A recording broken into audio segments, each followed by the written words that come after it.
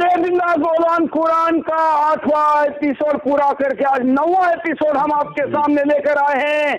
और इस चर्चा से भागने वाले इस्लाम के आलिमों के लिए कह रहा हूं, इस दुनिया में दीन को लेकर ऊंचा नाम बताते हो, सब धर्मों में सर्वश्रेष्ठ अपना इस्लाम बताते हो।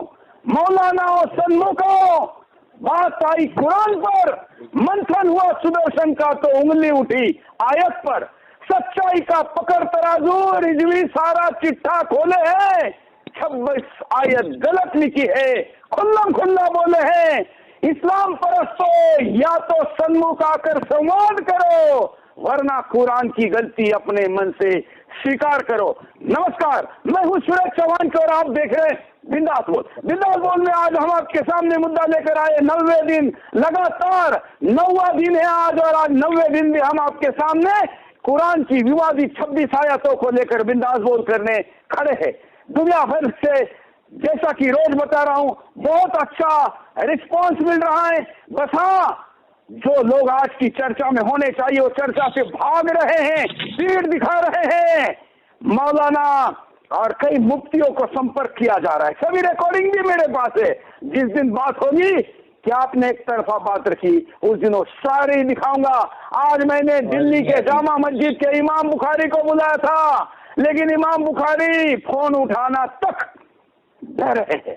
ऐसे में आज मैं इस्लाम के अन्य बाकी जो आलिम है, इस वक्त चल रहे शो के दौरान भी हमारे साथ जुड़ने की छूट उनको देता हूं। किसी भी समय फोन करिए, हम आपको लाइव लेंगे।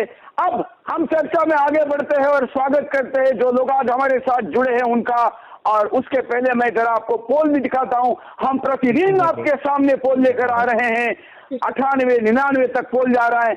आज का पोल भी आज कार्यक्रम के प्रारंभ में कितना है देख लेते हैं, जिसमें हम कह रहे हैं कि हम हमारे साथ वसीम रिजवी, उनके समर्थक, उनके विरोधक और देश की जनता क्या कहती है, इन सब समयोचित एक साथ अभिव्यक्ति का ये ग्राफ दिखाते हैं। क्या कुरान की विवादित आयतों को हटाना चाहिए? 98% लोग इसी वक्त शो के प्रारंभ में कह रहे हैं। 30% को बदलने के लिए आपके मोबाइल में जाइए, एप्पल का हो, एंड्रॉइड का हो या कोई भी हो, सुदर्शन के सारे ऐप आपके मोबाइल में आएंगे और आप उस पर पोल करके अपनी बात को रख सकते हैं। 96% बदल सकते हैं। मैं तो चाहता हूं कि 100% हो जाए, और शायद ऐसा लगता है कि कार्यक्रम के आखिर में देश के ज्यादातर मुसलमान ही मान जाएंगे कि हाँ, कुरान में ये बदला होना चाहिए। क्योंकि एक भी बड़ा उलेमा, बड़ा मौलाना, ऐसा मैं नहीं कहता कि हमारे साथ जुड़े बड़े नहीं है, लेकिन अपने आप को तुर्राम खान कहने वाले जब पीठ दिखाकर भाग रहे हैं, तो मुझे कई मुस्लिम बहनों का फोन आया। उन्होंने कहा कि सुरेश भाई, हम तो आपके कार्यक्रम देखकर हमारी आंखें खुल गई है। तो मैंने कहा कि आपको भी मैं लूंगा, लेकिन उसके पहले एक बार सारी 26 आयतों को पूरा करते हैं। और इसलिए आज मैं हमारे साथ जो गेस्ट पैनल है उनके पास पहले चलता हूं, उनका स्वागत करता हूं, उसके बाद आयत दिखाएंगे, उस पर चर्चा करेंगे और आगे जाकर सबकी एक एक प्रतिक्रिया लेंगे। आज भी ज्यादा आयत पूरी करने का प्रयास करेंगे। हमारे साथ प्रतिदिन की तरह अंपायर और एक्सपर्ट के तौर पर, और जिनके अंपायरिंग पे पहले एपिसोड से लेकर 8वें एपिसोड तक किसी ने भी उंगली नहीं उठाई, ऐसे महेंद्र पाल आर्य जी है, जो पूर्व में मुस्लिम थे और अभी सनातनी। आपका स्वागत है महेंद्र पाल आर्य जी। हमारे साथ वसीम रिजवी जी हैं, जो कि अध्यक्ष सिया वक्फ बोर्ड यूपी हैं। आपका स्वागत है वसीम रिजवी जी। वसीम रिजवी जी को दुनिया भर से इस्लाम के एक बड़े क्रांतिकारी समाज सुधारक के नाते स्वीकृति मिल रही है। हमारे साथ आज के कार्यक्रम में उमरद अली जी जुड़े हैं। आपका भी स्वागत है। आप देश भर के उलेमा के राष्ट्रीय अध्यक्ष है और इस्लाम के जानकार है, क्योंकि देश भर के सारे उलेमाओं के संगठन के आप अध्यक्ष भी है। हमारे साथ मौलाना कोकूब जी भी हैं, जो कि आज के कार्यक्रम में पहली बार जुड़े हैं। आपका स्वागत है। आप दोनों का नाम इधर उधर हो गया है, जरा कंट्रोल पैनल देख लेगा। ठीक है, मेरे ध्यान में आ चुका है। अब मैं आयत पहले दिखाता हूं, उसके बाद मैं महेंद्र पाल आर्य जी के पास जाऊंगा। फिर आपत्ति के लिए मैं हमेशा की तरह, जैसे हमने एक फॉर्मेट बनाया हुआ है, हम वसीम रिजवी जी के पास जाएंगे। तो आज के कार्यक्रम की ये पहली आयत देखिए। कौन सा देख निकाल कर दीजिए, 5 क्षमता हो। 5 का 57 तो कल हो गया।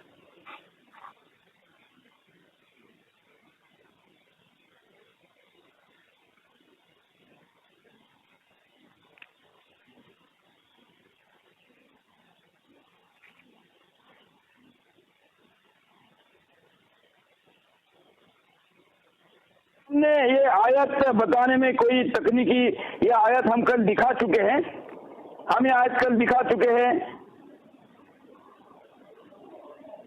जो सूरा 5 आयत 57।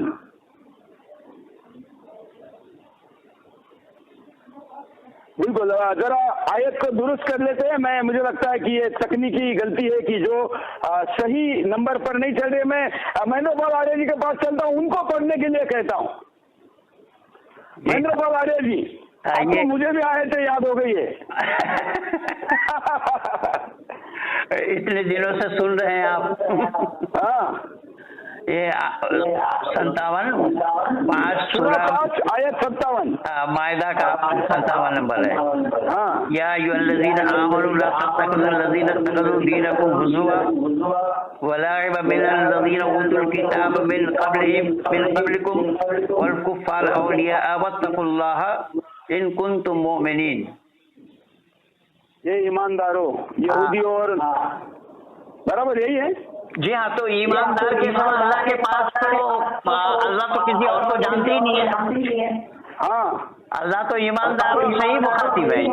ईमानदारों को भी ईमानदार है, बेईमान हो वैसे भी ईमानदार है। मतलब बताइए, हिंदी में मतलब बताइए। हिंदी में मतलब यह है, ईमान लाने वालों, तुमसे पहले जिनको किताब दी गई थी, जिन्होंने तुम्हारे धर्म को हंसी खेल बना दिया है, उन्हें और इनकार करने वालों को अपना मित्र न बनाओ और अल्लाह का डर रखो यदि तुम ईमान वाले हो। क्योंकि ईमान वालों के लिए, हालांकि ये आयत हम कल पढ़ चुके थे, कल ले चुके, इसलिए अगली आयत बताइए। सूरा 33 आयत 61, इसको लेते हैं। सूरा 33 आयत 61। सूरा 33 का आयत 61 देते हैं। नहीं, पहले इधर से लेते हैं। असल में भाई वसीम रिजवी ने भी सीरियली नहीं दिया है ना।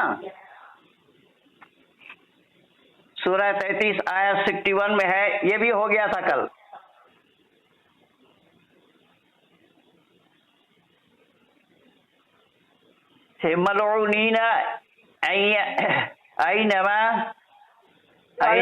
मुझे लगता है मैं थोड़ा बताने में मेरे से भी गलती हुई कि हम आयतें ये ले चुके हैं।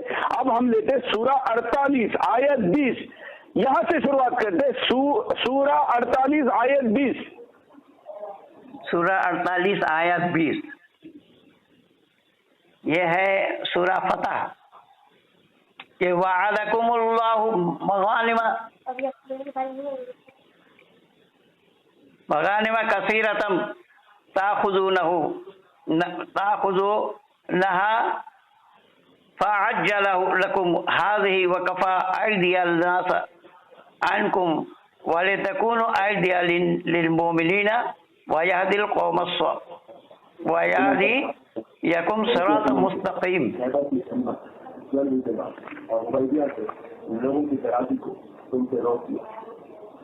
मतलब आर्य जी, जरा आप बताइए। वअदकुमुल्लाहु मगानिम कसीरतन ताखुज़ूनहा फ़अज्जलू लकुम हाज़िही व कफ़्फ़ा अयदियन नास अन्कुम वलियकुनूना आयातम लिलमुमिनीना व यहदियकुम सिरातम मुस्तक़ीम। हिंदी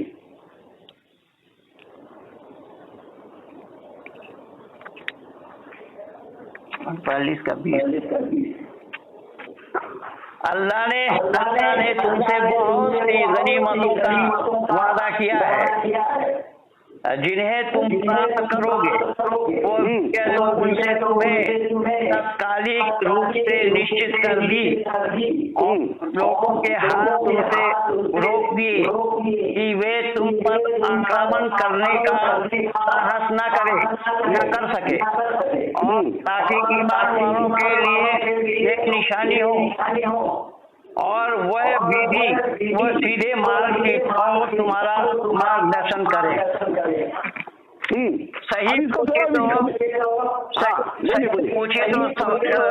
माननीय चौहान साहब, ये जो भारत में जितना भी आक्रमण हुआ है, सभी इसी कुरान के बेस पर ही हुआ है। गजनी से लेकर के अंतिम तक देखिए जो इनका राज रहा है, जैसे जैसे इन्होंने किया है, दिखाया है, वो इसी बेस पे हुआ है।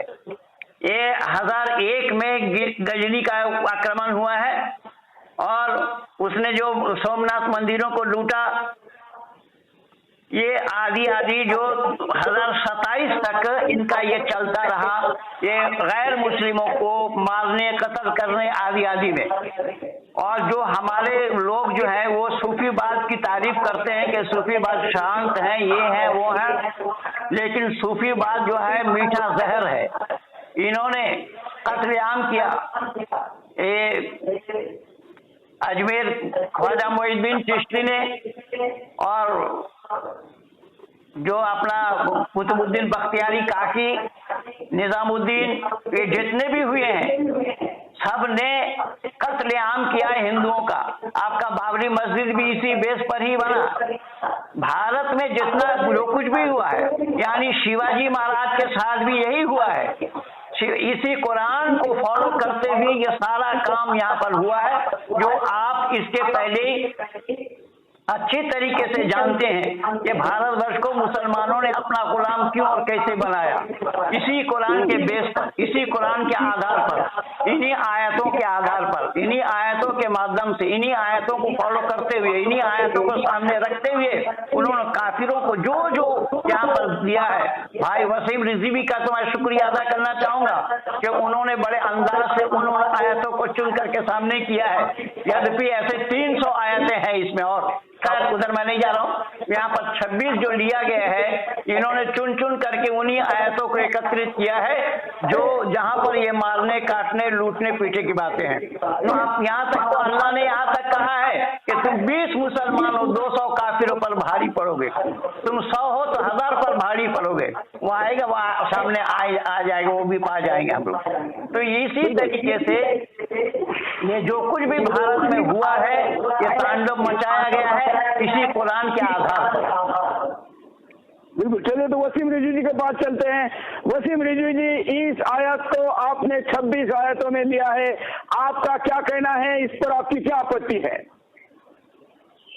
देखिए जी, ये आयत जो है ये लूट से संबंधित आयत है। हाँ, जब इस्लामी फौजें कहीं पर हमला करती थी तो वहां पर जो माल लूटा जाता था या जो हासिल किया जाता था उसको इस्लामिक फौजें अपने साथ ले आती थी, जिससे औरतें भी हुआ करती थी।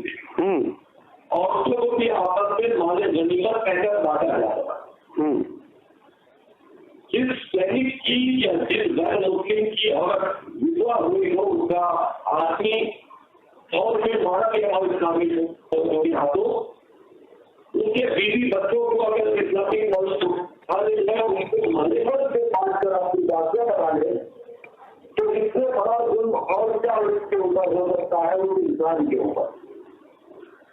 तो ये जो हमारे गनीमत से रिलेटेड आए है, इस पर मुझे आपत्ति इस बात की है कि इसमें अल्लाह खुदे तौर पर उस माल को मुसलमानों के ऊपर जायज करार दे रहा है और ये कह रहा है कि हमने तुमको अता किया हमारे गनीमत। हमारे गनीमत उसको कहते हैं क्योंकि जंग में जीता जाए।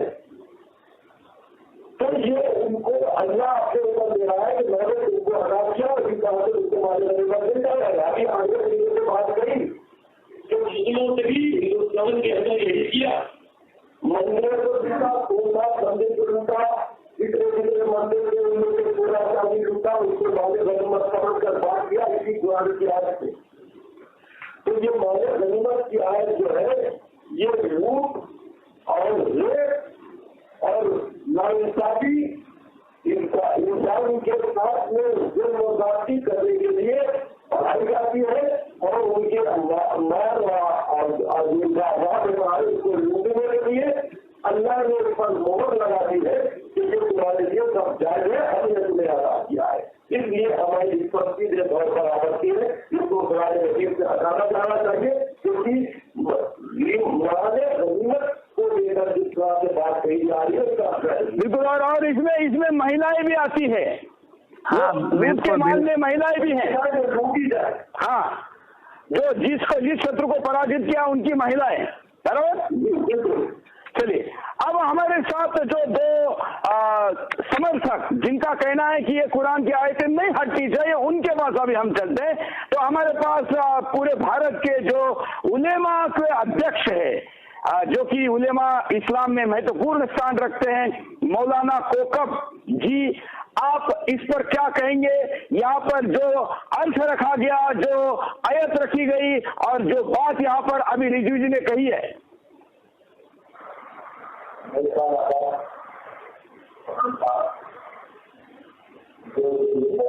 थोड़ा जोर से बोलिए। हाँ, अरे बोलिए।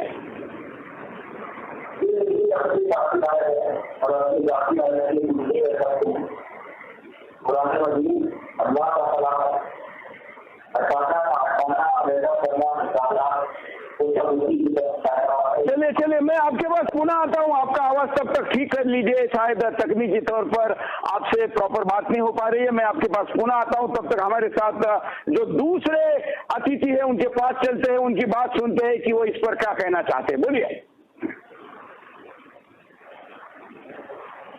हेलो। हाँ, बोलिए।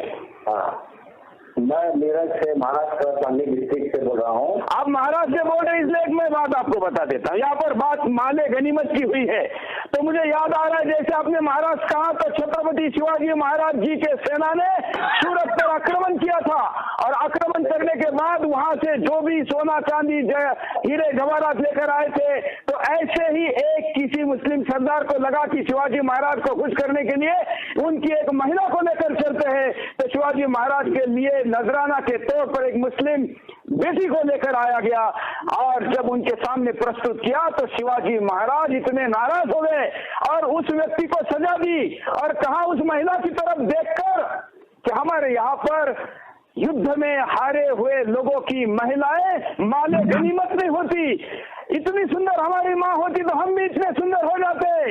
और इस बहन को महाराष्ट्र में उसको साड़ी चोली कहते हैं, मतलब उसको साड़ी देना और सारे जो वस्त्र होते हैं सम्मान के वो देना, वो देकर उनको ससम्मान उसके हारे हुए पति के पास भेजा गया।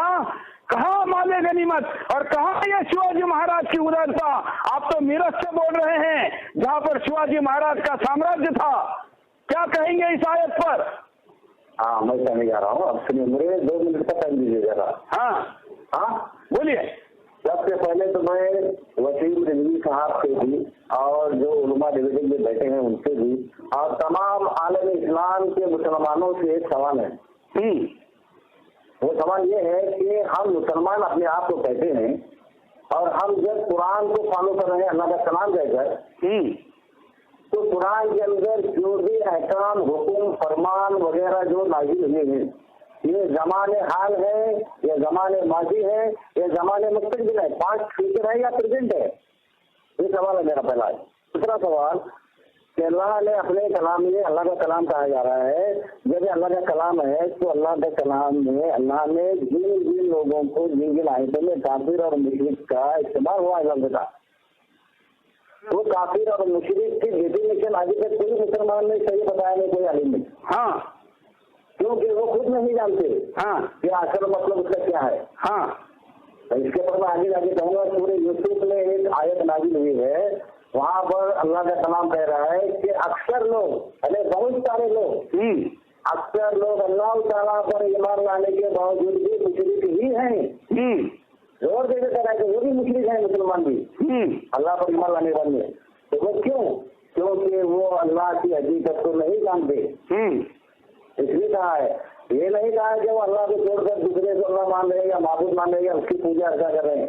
नहीं, अल्लाह के बंदे सभी मखलूक जितने भी कायनात में मखलूक है, आदमी है, इंसान है, वो सभी अल्लाह एक ही अल्लाह के बंदे हैं। मगर हर बंदा अपने अपनी जुबान में उसका नाम अलग अलग लेता है।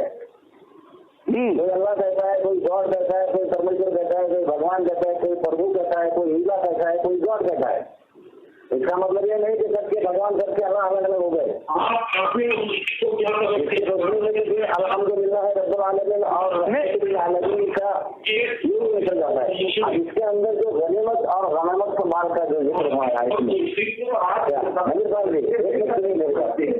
आप बता दीजिए, आप मुसलमानों का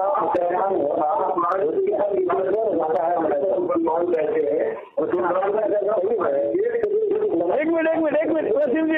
वसीम जी एक मिनट उनको पूरा करने दीजिए, हाँ। और ये आयत के अंदर जो है सूरा नंबर 48 और आयत नंबर 20 में है कि अल्लाह ताला ने तुमसे बहुत सारी गनीमतों का वादा किया है। गौर से सुनिए, यहाँ पर वादा किया है यानी ज़माने हाल है, ज़माने हाल है, तो आज भी वो तुम पर लागू होती है। आयत का माना मतलब हिसाब से कि तुम्हारे गनीमत का वादा किया है, तुम हासिल करोगे, बस ये तो तुम्हें जल्दी ही अता फरमा दी जाएगी और लोगों के हाथ तुमसे रोक दिए, ताकि मोमिनों के लिए ये एक निशानी हो जाए और ताकि वो तुम्हें सीधी राह चलाए। अब मैं कहता हूँ कि आज के जमाने में कौन सा जिहाद चल रहा है, कौन सा मालिक में मुसलमानों को हासिल हो रहा है। आज तो एटम बम और हाइड्रोजन बम का जमाना है भाई। उस वक्त तक तलवारों और लेजों का जमाना नहीं रहा अभी। असल में माल गनीमत के माने जो है इन लोगों ने इस पर हाँ पंडित महेंद्र पाल आर्य जी के पास चलते। आर्य जी ये जो बात कर रहे हैं इस पर आपका क्या कहना है? इस पर मेरा कहना है कि इन्होंने निर्भीकता की सारी बातें कही है, इनको जानकारी नहीं है। सूरह यूसुफ बोलूंगा मैं तो पूरे हंसते हंसते लोग हो जाएंगे आप। 111 उसमें क्या कभी कभी हंसना भी चाहिए। 111 आयत है उसमें, और सूरह यूसुफ में वो एक पैगंबर एक बादशाह मिस्र के बादशाह अजीज के पत्नी के साथ उनका रोमांस चल रहा है, और वो जब वो जुलेखा कमरे के अंदर में ले गई यूसुफ को, और यूसुफ को वहां पर जब अपने इच्छा जाहिर की तो यूसुफ वहां अल्लाह उन्हें रोकने के लिए ऊपर में छत पे 3 आयत लिखवाए। अब अल्लाह को पहले से पता था कि हमारा पैगंबर। अभी सुन लीजिए आप जरा, उमरा वाली जी जरा सुनिए, आपने अपनी बात रखी, अभी सुनिए। हाँ, ये जो बोले हैं सारा गलत, एक भी शब्द यहाँ पर फिट बैठने वाला नहीं है। वहाँ यहाँ पर कहा गया है या यूसुफ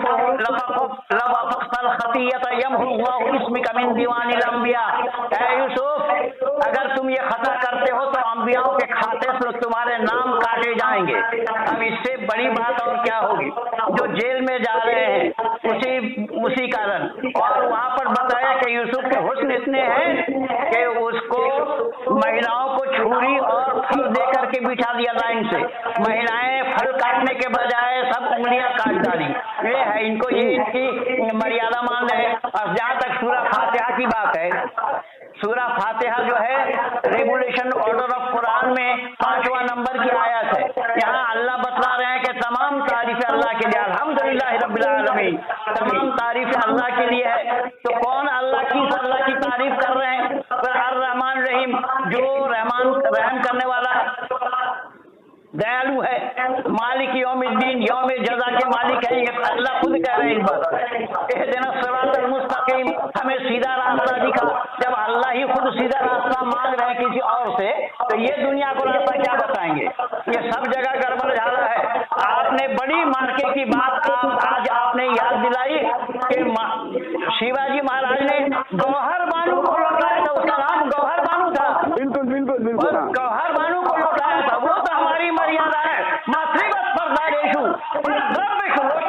आत्म सर्वभूतेषु, यह सत्सती। अपने महाराज पराया स्त्री को अपने माँ के समान जानते थे। दूसरे के धन को मिट्टी के ढेला के समान जानने की बात आई है। अपने आत्मा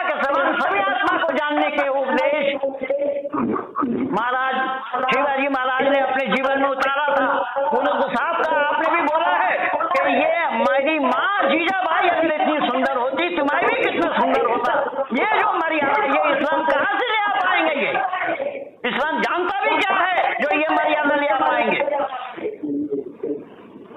चलिए अब ये संदर्भों के साथ बड़े ही मुझे लगता है कि उमरा वाली जी, अब तो इन्होंने वो बात रखी है, जो बात आपने कही उसकी पूरी कार्ड बता दी। नहीं, मेरा कहने का मतलब है, मैंने भाई जी नहीं समझे कि कुरान में जो इस्लाम की बातें हैं अल्लाह का क्या मुझे ना समझ लग रहा है क्या? मैं ना समझ हूँ। आप तो उस समय के लिए बता रहे हैं कि अगर माजी में ये आदेश था, अगर इस समय ये नहीं है तो आप कुरान में क्यों ढो रहे हैं इसको? इस आयत को हटाइए कि भाई रिजवी जी कह रहे हैं। मौलाना हमारे साथ जो उलेमाओं के अध्यक्ष है मौलाना कोकब जी, उनके पास चलते, अगर आवाज ठीक आती है तो बात कर लेते हैं। मौलाना कोकब जी, आपकी ओपनिंग कमेंट्री अभी तक नहीं हुई है, क्या कहेंगे? मैं आपसे कह रहा हूँ कि पंडित जी जो बयान कर रहे हैं, हाँ, ये पूरी बात नहीं कह पा रहे हैं। इन्होंने जनाबी यूसुफ के बात को जनाबी यूसुफ के ऊपर धड़ के पेश कर दिया। पहले बात तो ये अपना बयान ठीक रखें, जो बात गलत है उसको गलत कहना चाहिए, जो सही है उसको सही कहना चाहिए। चलिए, कौन सी गलत बात आप स्वीकार करें? चलिए आपकी बात से शुरू करते। आपने कहा जो गलत है वो गलत स्वीकार करना चाहिए। मैं आपको पूछ रहा हूँ कि पूरे कुरान में क्या गलत है ऐसा आप मानते? बोलिए। पूरे कुरान में कोई चीज गलत नहीं है, लेकिन नाम के ऊपर जो थोपा जा रहा है नहीं, तो इसका मतलब आप दूसरों को कह रहे हैं कि आप गलत को गलत कहिए, आप गलत कुछ भी नहीं ऐसा मान रहे हैं। कई लोगों ने इस बात को कहा है। लीडर से मैं कुरान से ही बोला हूँ, अगर कुरान की बात गलत नहीं है तो मैं कुरान से नहीं बोला, तो मुझे प्रमाण दे के मैं कुरान का नहीं बोला। और माले गनीमत में इस तरीके से, जिस तरीके से आप बयान कर रहे हैं, ये लोग कह रहे हैं कि माले गनीमत में लौंडियाँ आती थी, लड़की आती थी, बेटियाँ आती थी। माले गनीमत में बेटियाँ माल की हैसियत से नहीं आती थी। वो जो उधर से फौजी आती थी और उसके बाद शिकस्त खा जाता था, उसका जो कुछ छोड़ के चले जाते थे उनके, वो दूसरी फौज का हो जाता था। उसी को माले गनीमत कह के वहाँ इज्जतें नहीं लूटी जाती थी।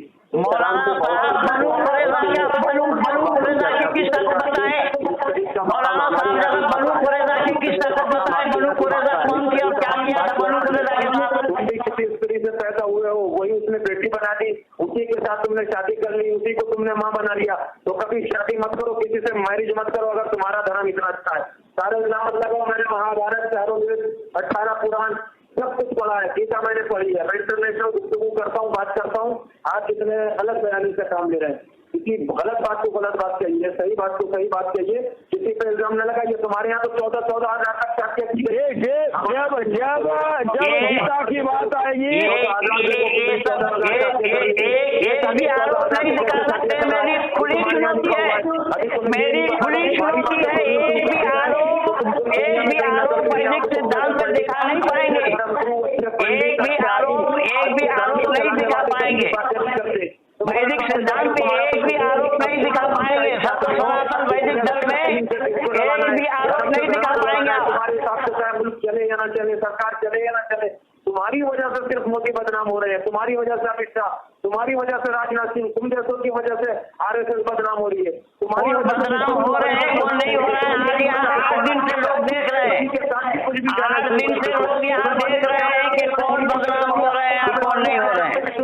विश्व परिषद के साथ कितना काम किया तुम्हें मालूम है कि हमने राष्ट्रीय स्वयं सेवक संघ के साथ कितना काम किया? तुम्हें कुछ नहीं मालूम है। सिर्फ तुम्हें अपनी बात कहनी है। गलत बात कहो, मुसलमान खिलाफ बोलेंगे, आप बड़े लीडर हो जाएंगे।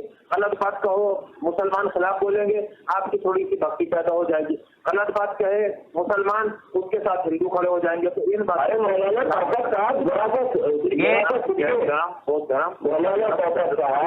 और आयत को आपकी कितने आए और चले गए, वो गीता को नहीं जानते कि ऐसा है। मौलाना कोकब जी, आप इधर उधर की बातें क्यों कर रहे हैं? मोदी शाह को कुरान में तो कैसे ला रहे हैं आप लोग? 1000 साल हो गए। ऐसा अभी इसमें कुरान में मोदी शाह नहीं है, हम केवल आयत पर बात करें, इसलिए ज्यादा भटकिए मत, कॉन्सेंट्रेशन पर आइए। आप कुछ कह रहे हैं इधर? हाँ, बोलिए वसीम रेड्डी जी कुछ कह रहे हैं। बात जुलेखा पे लेकर जुलेखा से मेरा सवाल ये है कि जब मौलाना कोकब साहब ने शुरुआत में एक बात कह दी कि कुरान में कुछ भी गलत नहीं है, तो अब बात ही खत्म हो जाती है। मौलाना कोकब साहब, अब आप बात हो रही है कुरान मजीद की, अब महाभारत की और दुनिया भर की बातें करने से कोई फायदा नहीं है। आप सीधी सीधी बात ये कीजिए कि आप इस बात को, जो माले गनीमत को आपने ये बात कही कि माले गनीमत को गुमराह किया जा रहा है और उसको ग्लोबा गिरा के पेश किया जा रहा है, इसमें खैबर की बात नहीं की है। खैबर की जंग जीतने वाले मौला अली थे, लेकिन क्या मौला अली वहाँ माले गनीमत को लूटने वालों में भी थे? मौला अली ने खैबर की जंग जरूर जीती है, लेकिन मौला अली ने कोई माल लूटा ही मौला अली के पास किसी का नहीं था, ना है ना कोई साबित कर सकता। अरे भाई एक बात ये बताइए कि मौला अली ने खैबर की जंग जीती है, आप जानते हैं? मौला अली ने खैबर की जंग जीती, अब आप जान रहे मौलाना कौकब साहब ये बताइए कि आयत पे लिखा है खैबर के बारे में जिक्र किया गया है। आप लुटेरों को लुटेरा कहिए ना, मौला अली को क्यों लुटेरा कहें? नहीं, मौला अली ने नहीं जीता, मौला अली ने जंग जीती है, हक को मारा, लेकिन वो खैबर लूटा गया है, उसको लूटने वाले कौन थे? 39 दिन तक मैदान से भाग रहे थे, उन लोगों ने मैदान में जो है माले गनीमत की लौंडियों को लूटा है। मौला अली को जंग कर रहे थे, जो मैदान भाग रहे थे, आप नाम लीजिए ना, मैं नाम ले रहा हूँ, आप नाम लेकर करते होंगे, उमर, अबू बकर, उस्मान, जो मैदान छोड़ छोड़ के भाग रहे थे, जब मौला अली ने मराब को मार दिया, उसके बाद इन लोगों ने उसको लूटा है, वहां से औरतों को लूटा है। हिस्ट्री पढ़िए, आपको सब मालूम होगा। इन तमाम जो खुलफाए राशिदीन है, उमर, अबू बकर, उस्मान, इन तीनों ने खैबर को हारने के बाद, जीतने के बाद वहां पर लूटपाट की है, कौम में बांटा गया है, मुसलमानों में बांटा गया। सब मुसलमानों ने अच्छे कपड़े पहने और जो दान वहां बांटा गया है, वहां की औरतों को बांटा गया। और ये कैसी बात की जा रही है कि औरतों को नहीं बांटा जाता था? माले गनीमत में औरतों को छीन के लाया जाता था, खाली भी औरतों को मारा जाता था, उनको जबरदस्ती उनसे मुता किए जाते थे, उनसे जबरदस्ती अपनी सेवा बना के रखा जाता था। ये इस्लामिक हिस्ट्री में इससे कोई रूप तो नहीं मोड़ सकता है कि माले गनीमत में औरतें नहीं आती थी। तो माले गनीमत तो है, वो इसीलिए है जो अल्लाह की कुरान की आयत इसमें रखी गई है, लूटपाट करने के लिए रखी गई है कि माले गनीमत के नाम पर हम अभी कह रहे थे ये शामली के जो महाराज के बैठे हुए हैं, कहना चाहता हूँ मैं, आप आराम से सुनिएगा। मिसाइल का जमाना है, तो इसका जमाना है, अरे ये बीत गया। जिसको मालूम था कि मिसाइल आइटम बम आ जाएंगे, तुम्हारा अबू बकर तो उस्मान को तुम्हारे नहीं मालूम था। ये लोग ये जानते थे कि हम इसी तरह लूटपाट करते रहेंगे, इसीलिए इस तरह की आयतों को इसमें शामिल किया कि वो हमेशा लूटते रहे, जब तक जिंदा तीनों रहे तब तक लूटा, जब तक तीनों जिंदा रहे तब तक लूटा। उसके बाद आज वो लूटपाट आज आगे मेरी बात को समझ नहीं पा रहे, मैं क्या कहने जा रहा हूँ। ऐसा है, आप उमराव जी जरा रुकिए जरा, बोल रहे हैं ना, इनको बोलने दीजिए। चले हम, मुझे लगता है हम माले गनीमत के इर्द गिर्द है।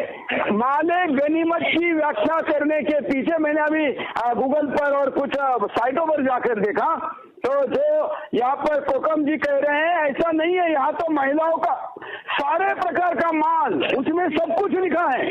सुरेश जी, अभी की बात है, ISIS से जब सीरिया पर कब्जा किया तो वहां की औरतों को कब्जा किया और उनको बेचा है। और श्री ने अपने मुंह में ये बात कही थी कि मैंने पैसे देकर मुस्लिम औरतों को छुड़वाया। वहां औरतों की मंडी रखती थी और जिनको वो गिरफ्तार करके लाते थे उनको बेचते थे। आज तक ये बात ISIS वाले तो इसी दौर में डूबे हैं। सीरिया पे हमला करके जितना तो उन्होंने कत्लेआम किया है, पूरे सीरिया को लौटा है, वहां के औरतों को लौटा है, जो अपने ठीक है। चलिए ये इसमें बात करते कोकब जी जरा कोकब जी को लीजिए। कोकब जी, अब इसका जवाब आप दीजिए। ये तो वीडियो सबने देखा है जो IS के लोगों ने महिलाओं की मंडी लगाई थी। अब मैं इनकी बात मान लूंगा। ये मुझे 18 औरतों के नाम बताते हैं कि जो माले गनीमत में आई है, सिर्फ 18 के नाम बताते हैं उनके साथ के साथ। मतलब मैं एक औरत का नाम बताता हूँ कि हजरत माले गनीमत के दौरे में रसूल हजरत के तो उनको भी बाहिफाजत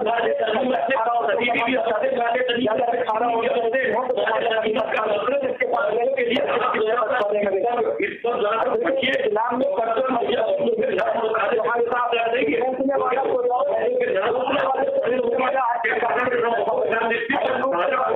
वाला कहते तो कभी भी हिंदुस्तान में आके लूटमार नहीं बचा सकता था। अकबर कभी आके लूटमार नहीं बचा सकता था। बाबर कभी भी आने के बाद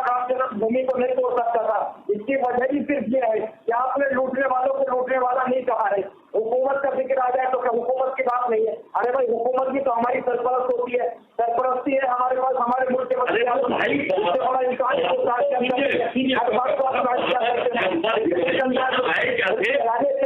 वालों को रोकने वाला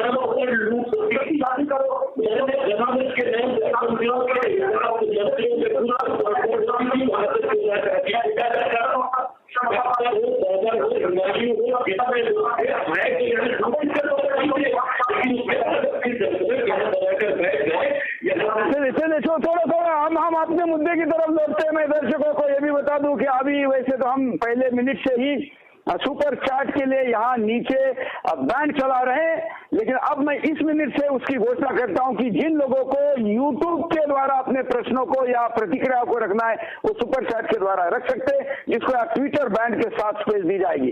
हमारे साथ इस वक्त महेंद्र पाल आर्या जी कुछ कहना चाहते हैं, उसके बाद मैं उमराव अली जी के पास जाऊंगा, उसके बाद हम अगली आयत की तरफ जाएंगे। मैं कहना ये चाहता हूँ कि जो विषय हमने छेड़ा है हमें चर्चा उसी पर करना चाहिए। हम इधर वहाँ कहाँ भाग रहे हैं, ये 8 के नाम पूछ रहे हैं, ये एक बनु कुरैज़ा का क्या घटना है जरा वही बताए खुद।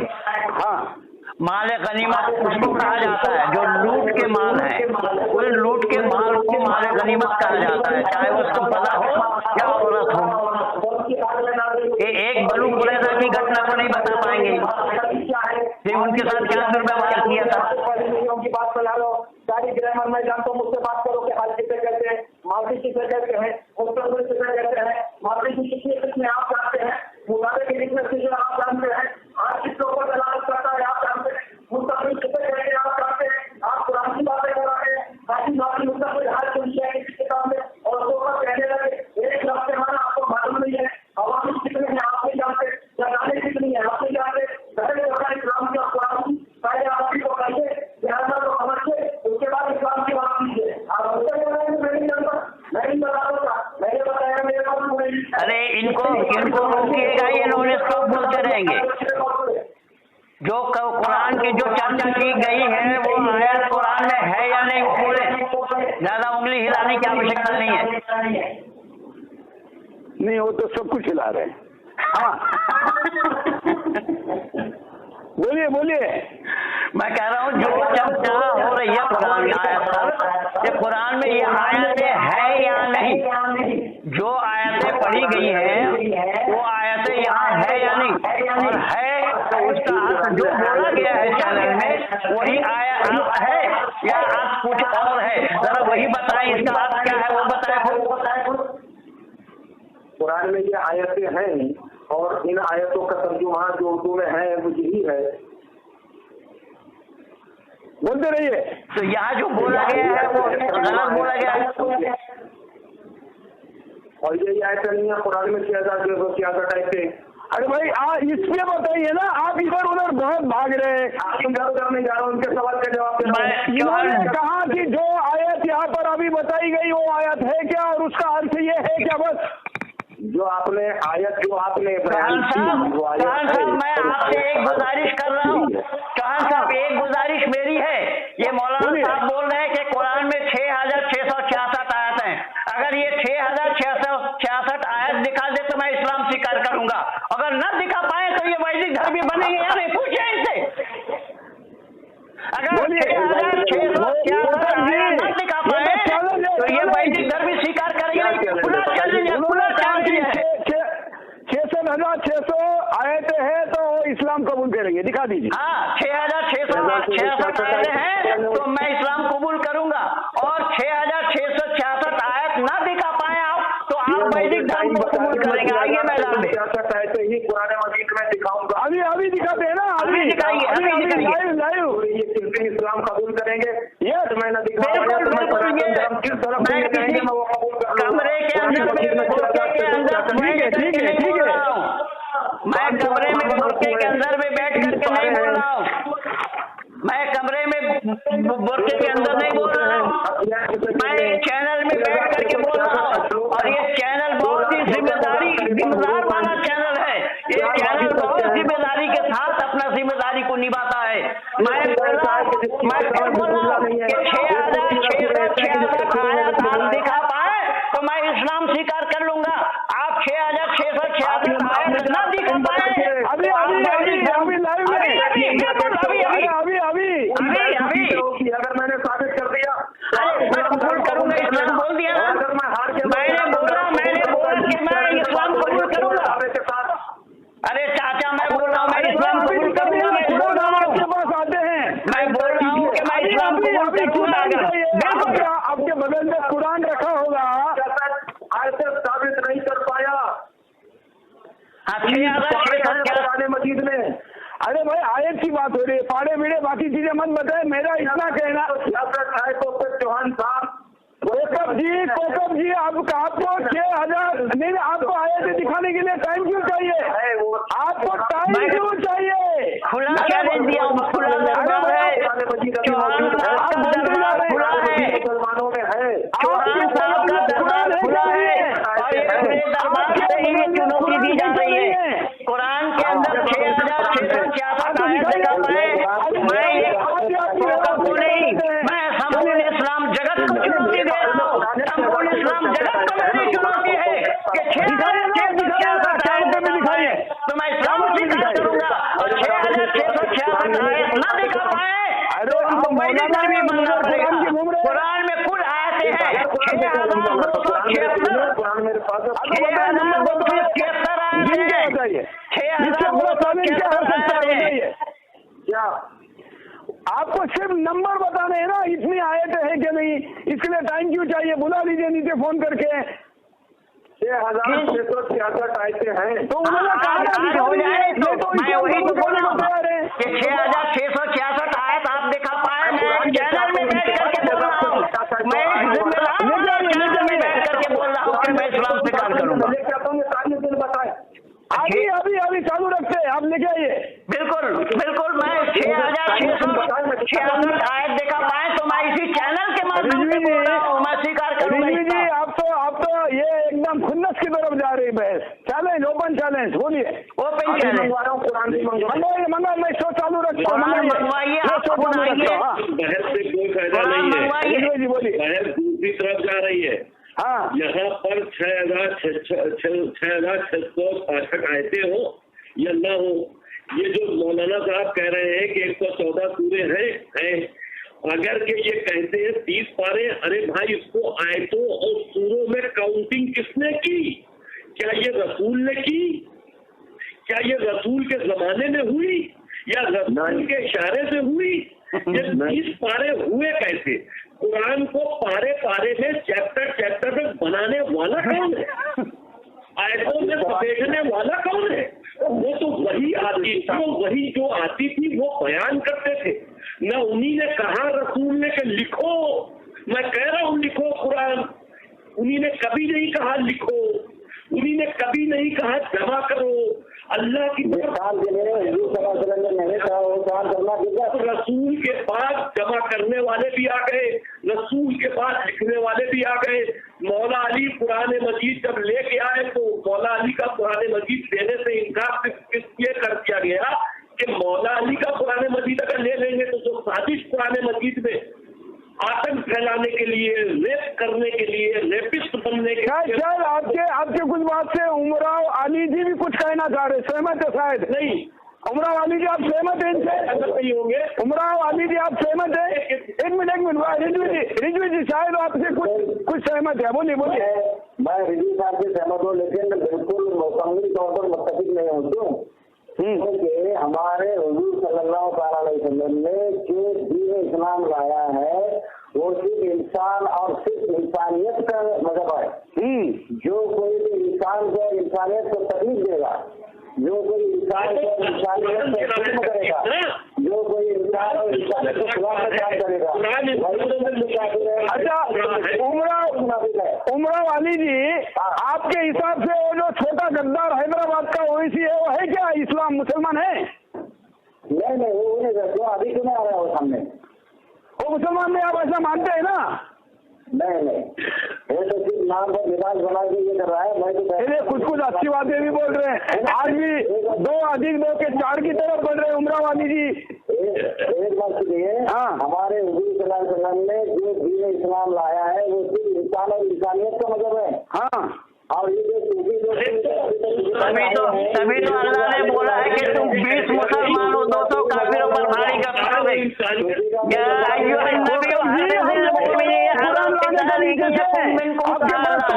लोग होते बुलाइए जल्दी से। नहीं वो मजलूम देख रहे हैं। सूरा 65 आयत सूरा 9 आयत नंबर 65 को देखिए, सूरा अनफाल के आयत नंबर 65 को देखिए। या अय्युहन नबी हर्रिज़िल मुमिनीन अलल क़िताल इन यकुम मिनकुम, क्या है रसूल तुम मुसलमानों को उभारो काफिरों के खिलाफ लड़ने के लिए। तुम 20 मुसलमान हो 200 काफिरों पर भारी पड़ोगे, तुम 100 हो तो 1000 पर भारी पड़ोगे। ये है इस्लाम भाईचारा बना रहे।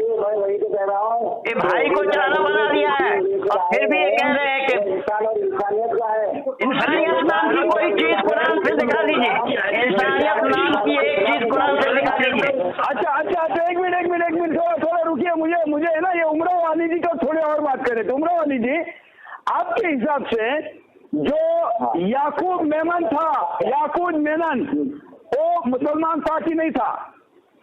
अगर मुसलमान है कि तो देखो कुरान में जिनको काफिर और मुशरिक कहा गया है आपने कहा कि मनुष्य के लिए बनाई है, जिसको भारत की न्यायालय ने फांसी की सजा दी, ऐसे आतंकवादी को आप मुसलमान मानते हैं कि नहीं मानते? बोलने दो ना कम से कम। अरे भाई अली जी, अरे इधर उधर की बातें मत बोलो ना। अली मुझे बताओ एक आपको हाँ या नहीं तो कहना है ना, इतना डरने की क्या जरूरत है? मैं जानता हूँ मुंबई में बैठे हैं। मुझे ये बताइए कि याकूब मेनन मुसलमान था या नहीं था अल्लाह के हिसाब से? वो अल्लाह के हिसाब से था, लेकिन इंसान के हिसाब से नहीं। अरे अच्छा मुझे बताइए कि APJ अब्दुल कलाम को मुसलमान मानते हैं क्या? जो मुल्क का ताज के दायरे में है। इनसे पूछिए दाऊद इब्राहिम मुसलमान है? उमरा वाली जी लेना देना नहीं है, हाँ कोई लेना देना नहीं है, मुझे उससे कोई लेना देना नहीं है। सुनिए वजह मिलेगी हमारे हुजूर सल्लल्लाहु अलैहि वसल्लम ने जो एक बात सुनिए, पहला मेरी बात सुनिए, पहला एक बात सुनिए फिर आप जवाब दीजिए कि हमारे हुजूर सल्लल्लाहु अलैहि वसल्लम ने जो दीन लेकर अरे भाई सुनिए ना, हमारे हुजूर सल्लल्लाहु अलैहि वसल्लम ने सुनिए, अरे भाई सुनिए, अरे भाई वो मत बताइए। आपने याकूब मेमन को आपने कहा कि वो मुसलमान था और अल्लाह वाला मुसलमान था, कैसी बात बोल रहे हैं? दाऊद इब्राहिम पर अगर भारत शिकंजा कसे तो यही सबसे पहले कूद करके आएंगे कि मुसलमानों पर हमला हो गया। आप सुनाने जाते धर्मेंद्र मौर्य लिख रहे हैं सुपर चैट में कि इन इस्लामिक जानकारों को पता है कि अगर कुरान में से 26 आयतें हटाई जाएगी तो मुसलमानों को आतंकवादी कैसे बनाएंगे और फिर गजवाए हिंद का सपना अधूरा रह जाएगा, इसलिए ये हटाने के पक्ष में नहीं है। धर्मेंद्र मौर्य प्रतिक्रिया दे रहे। आप भी सुपर चैट में अपनी प्रतिक्रिया दीजिए, जिसको मैं यहाँ पर पढ़ के बताऊंगा। मैं अब क्योंकि हमारे पास समय की कमी, आज हम एक ही आयत पर इतनी बहस कर बैठे हैं। हालांकि समय की वैसे कोई कमी नहीं, हम एपिसोड और बढ़ाएंगे, लेकिन आज माले गनीमत इस विषय की फाइनल व्याख्या क्या और ये आयत को रखना चाहिए हटाना चाहिए, इतना सा मुद्दा है। हमारे साथ जो उलेमा फाउंडेशन के अध्यक्ष हैं कोकब जी, कुरान लेने गए कि छोड़ के चले गए? जरा देखिए, चेक करिए। हमने तो कहा है कि हम शो रोकेंगे जब तक आप कुरान लेके आए। उमरा अली जी मैं होना चाहिए कि नहीं साथ में? मैं लिए बैठा हूँ, कुरान भी बैठा हूँ और कुरान के उन सब आयतों को भी लिए बैठा हूँ। दिमाग में सीधे दौड़ रहे हैं। मैं जो बता रहा हूँ कि हमारे जो दीन लेकर आए थे या दीन लेकर आए हैं वो सिर्फ और सिर्फ इंसान और इंसानियत का है। अच्छा, और उसमें इंसान है, याकूब मेमन इंसान है? आपके हिसाब से याकूब मेमन इंसान है? मैंने नहीं बताया, मैं क्या बता रहा हूँ ये सुनिए बेटा। हमारे ने काफिर और मुस्लिम उन लोगों को कहा है जो इंसान और इंसानियत को इल्म करता है, जो इंसान और इंसानियत को इल्म करता है, और जो इंसान और इंसानियत के ऊपर परेशानी लाता है और जो इंसान और इंसानियत के खिलाफ में काम करता है, वही काफिर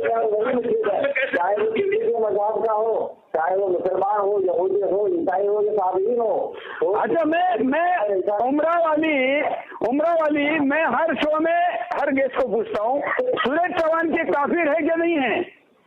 नहीं है, इसका दलील मैं कुरान से दूंगा आपको। हाँ, कैसे? आप काफिर में, इसकी दलील मैं कुरान से दूंगा। कैसे? महेंद्र पाल जी, मैं तो मूर्ति पूजा करता हूँ। मैं सुन रहा हूँ, आप दीजिए, आप बताइए, मैं बता दूंगा। सूरह बकरा में 62 नंबर की आयत है, सूरह बकरा 62। हाँ, अब सूरह माइदा के अंदर जो है 69। अब मैं पढ़ के सुना दूं तुमको। बोलिए, उसमें सूरज चौहान के लिखा है, जानकर मुझे बड़ा अच्छा लगा। हाँ, 62 नंबर सूरह बकरा। क्या फरमा रहे हैं यहाँ? इन्नल्लज़ीना आमनू वल्लज़ीना हादू वन्नसारा वस्साबिरीना मन आमना बिल्लाहि वल यौमिल आखिर व आमिला सालिहान फलहुम अजरुहुम इंदा रब्बिहिम व ला खौफुन अलैहिम व ला हुम यहज़नून। इसमें ये बताया गया है, यहूदी और नसरा के लिए बताया, ईमान वाले हो या यहूदी हो या नसारा हो या साबिरीन हो, इस साबिरीन किसकी तरफ इशारा है? जो हमारे भारत के रहने वाले वासी हैं, इनकी तरफ इशारा है, बेचारा फर्क लोगों की तरफ। इनको कहा जाए शादी, ये ऐसा नहीं है, ऐसा नहीं है। पूजा करके कैसा आप बताइए जरा, कैसा आप बताइए, आप बताइए कैसा है? इन्होंने जो कहा वो क्या है? सुनिए, काफिर किसको बताया है? रिजवी साहब एक मिनट, मुशरिक नहीं है, रिजवी साहब एक मिनट, कोई फतवा अपने इमाम से लेकर आए, यहाँ बैठ कर दे दो। आप क्या बना रहे हैं? आप तो रिजवी साहब एक मिनट रुकिए, मैं बता देता हूँ काफिर कौन है।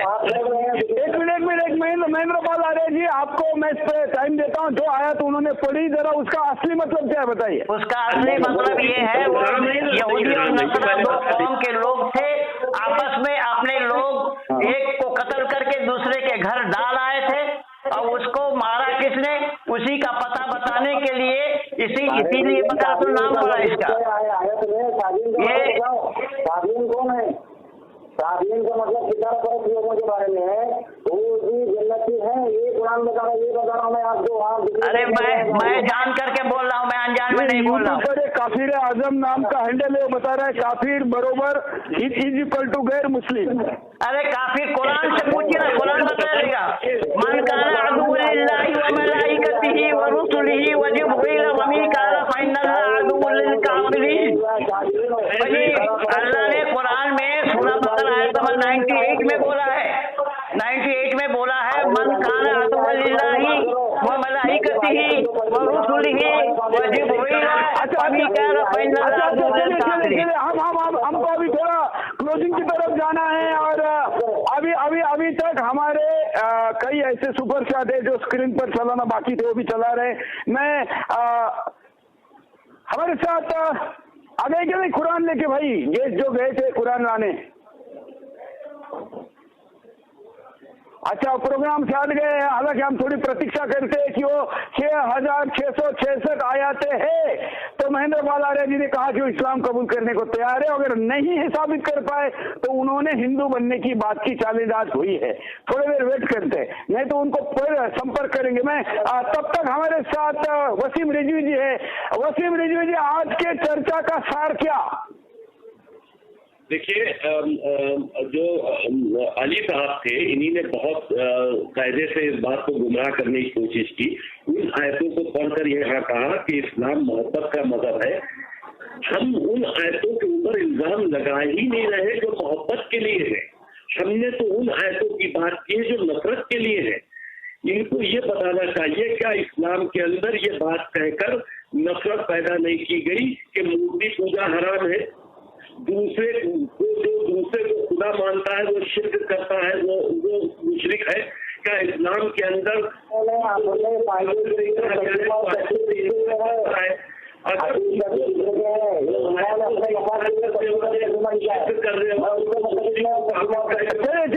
चले इन्होंने बात स्वीकार की। इन्होंने यहाँ पर रिजवी जी बात स्वीकार की। अली कह रहे हैं कि कई मौलानाओं ने अपने फायदे के लिए ये मतलब बनाया हुआ है, ऐसा वो कह रहे। इट मीन्स वो कह रहे कि इसमें मैनिपुलेशन है। यही बात तो रिजवी जी आप कहना चाह रहे हैं कि इसमें मैनिपुलेशन है। इन्होंने गलत बोला है, ये गलत बोल रहा है। रिजवी जी आज के एपिसोड में आपका रिजवी जी ये और बुरी आदतों को हटा दो। यही तो रिजवी जी कह रहे हैं। जो आयत बता रहा हूँ आयत की तरफ देखो जरा क्या है इसके अंदर। पहला सुनिए बात।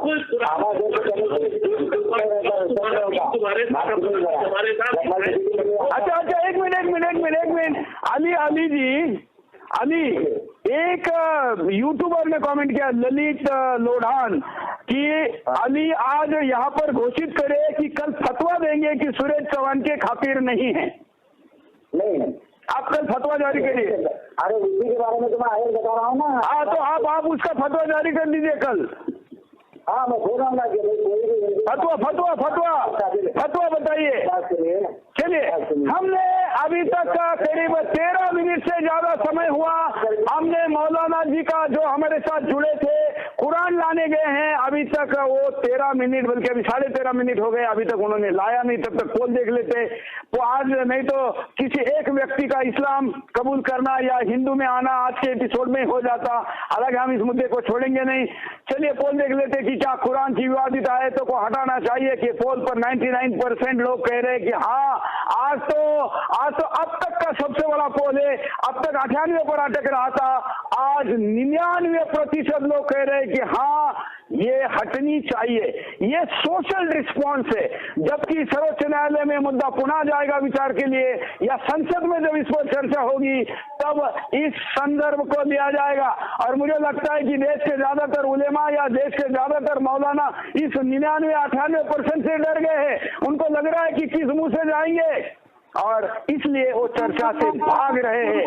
मैं सारे पैनल को सिर्फ ये कहना चाहता हूं कि हमने ये तय किया है कि इस डिबेट को कंटिन्यू लगातार लोगों के सामने लेकर जाएंगे, लेकिन रविवार का दिन जो रहेगा, हम उस दिन सप्ताह भर के जितने मुद्दे छूट जाते हैं जो कि देश के सामने आने चाहिए बिंदास बोलने, उन मुद्दों के लिए रविवार रिजर्व करेंगे।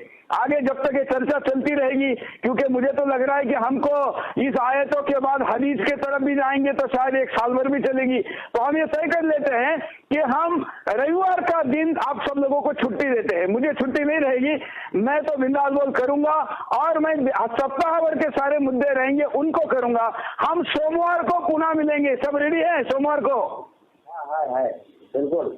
चलिए आप सबका धन्यवाद। और मैं पुनः दिल्ली के जामा मस्जिद के इमाम बुखारी, अरे कहाँ भाग गए? कल से आवाज दे रहा हूँ लेकिन आ नहीं रहे हैं। देवबंद के उलेमा कहाँ हैं? मैं रोज नाम लेकर कह रहा हूँ कि बरेली वाले कहाँ हैं, इस्लामिक स्टडी वाले कहाँ हैं?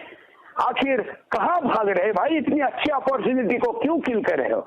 हम किसी का भी आवाज बंद नहीं करते। आपने देखा कि हम हर व्यक्ति को बात रखने का मौका देते हैं।